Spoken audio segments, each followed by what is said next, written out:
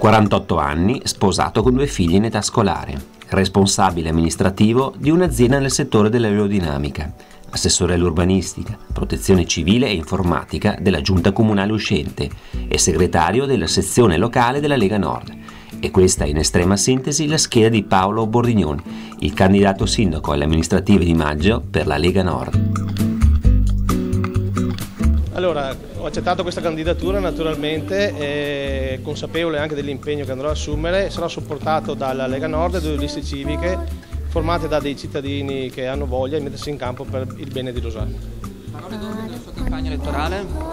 Parole d'ordine, serietà e lavoro, tanto il lavoro che è quello che mi ha contraddistinto finora nei miei anni di assessorato. Lo slogan sarà continuità e rinnovamento? Penso proprio di sì, stiamo definendo, nel giro di pochi giorni vi darò le notizie a breve con una conferenza stampa dove andrò a illustrare la squadra e innanzitutto il programma e il simbolo. Sul programma appunto qualche anticipazione ancora non ce la può dare? Non ancora, aspettiamo di terminarlo, abbiamo le idee molto chiare, molto precise e a presto vedrò tutti i dati possibili e immaginabili. Bilancio dell'esperienza amministrativa uscente che voi vorrete portare avanti? Beh, certo, la mia amministrazione andrà nel segno della continuità e naturalmente anche grazie a quello che abbiamo fatto finora, che è la luce del sole di tutti. Si sente un po' solo di tutti, visto che hanno annunciato un'alleanza molto trasversale? Guardi, non voglio parlare degli altri, mi concentrerò sulla mia campagna elettorale propositiva come ho sempre fatto e non guardo gli altri. Sarò deciso verso il mio punto di riferimento. La Lega Nord sarà affiancata, come nella tornata elettorale del 2007, da 2 liste civiche, nella quale confluiranno i cittadini che si sono messi a disposizione e che si impegneranno a supportare la candidatura a sindaco di Bordignon.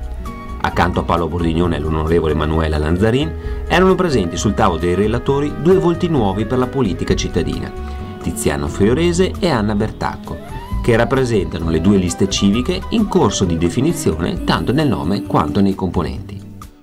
Sì, io sarò capolista, mi è stato chiesto appunto di essere capolista, lo faccio ben volentieri proprio per l'attaccamento e il bene che voglio al mio territorio, a Rosà, e perché insomma credo nella squadra, una squadra in continuità, quindi in continuità anche rispetto a quella che è stata i miei 10 anni di amministrazione, ma anche rinnovamento con molte facce giovani, nuove, che sicuramente potranno portare nuova linfa e nuovi stimoli. Che ruolo si ritaglierà in un'eventuale futura giunta Bordignon? Io non mi ritaglierò nessun ruolo, nel senso che le cose si vedranno poi in corso d'opera. Io ho dato la mia massima disponibilità, soprattutto a essere di supporto, a traghettare, a fare il passaggio di consegne, ma soprattutto anche per il mio ruolo che ho a livello nazionale, quindi credo insomma importante anche per questo, insomma, e quindi il mio apporto sarà un apporto in base a quella che il candidato sindaco e poi la squadra riterrà opportuno. Che campagna elettorale ci aspetta qui a Rosà in base alle sensazioni che ha? Io credo una bella campagna elettorale. Le campagne elettorali sono tutte belle e stancanti, io ormai ne ho fatte tante, però credo una bella campagna elettorale. Mi sembra che le liste, ma soprattutto le persone che sono scese in campo, sono tutte persone molto competenti, professionali, persone anche in gamba, e quindi credo che insomma materiale ce ne sarà tanto, e poi saranno soprattutto i contenuti, i fatti concreti. Noi da sempre abbiamo uno slogan, non poche parole ma fatti concreti, e credo che in questi 10 anni insomma l'abbiamo dimostrato. Forse bisogna dimostrarlo ancora di più oggi, che è un momento molto difficile di crisi economica, di congiuntura, ma anche per gli enti locali, lo ricordiamo, insomma, molto pesante. E che eredità si sente di consegnare eventualmente a Bordignon se dovesse essere il suo successore?